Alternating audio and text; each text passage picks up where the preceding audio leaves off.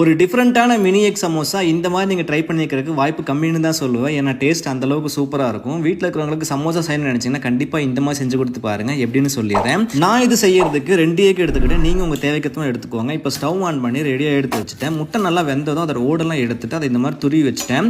இப்போ ஒரு பேனில் ஆயில் சேர்த்து அதில் சோம்பு சேர்த்து அது கூட வந்து பொடியாக கட் பண்ண பச்சை மிளகாய் வெங்காயம் சேர்த்து நல்லா ஃப்ரை பண்ணிவிட்டு இது கூட இஞ்சி பூண்டு சேர்த்து நல்லா பச்சை வாசம் போகிற வரைக்கும் ஃப்ரை பண்ணி இது காரத்துக்கு வந்து மஞ்சள் தூள், மிளகாய் தூள், மல்லித்தூள், சிக்கன் மசாலா, சீரகத்தூள், உப்பு போட்டு நல்லா மிக்ஸ் பண்ணிவிட்டு துருவி வச்ச அந்த எக்கும் சேர்த்து நல்லா மிக்ஸ் பண்ணிட்டேன். இப்போ ஒரு பவுலில் வந்து 1/2 கப் அளவுக்கு மைதா சேர்த்து அது கூட வந்து உப்பு, பிளாக் செஸ்மி சீட், ஆயில், தண்ணி சேர்த்து நல்லா சாஃப்டாக பிசைஞ்சு அதை வந்து ஒரு சப்பாத்தி போர்டுக்கு வந்து மாற்றிட்டு அதை வந்துட்டு சப்பாத்தி பத்தில் தேய்ச்சி ஒரு 6 லேயராக வந்து கட் பண்ணிவிட்டு அது மேலே வந்து நம்ம ரெடி பண்ணி வச்சுருந்த அந்த எக் மசாலா வந்து மேலே வச்சுட்டு நான் பண்ணுற மெத்தடில் வந்து க்ளோஸ் பண்ணி ஆயிலில் ஃப்ரை பண்ணி எடுத்தீங்க அப்படின்னா ஒரு டேஸ்டியான மினி எக் சமோசா ரெடி. கண்டிப்பாக ட்ரை பண்ணிட்டு எப்படின்னு மறக்காமல் கமெண்ட்டில் சொல்லுங்கள். தேங்க்யூ.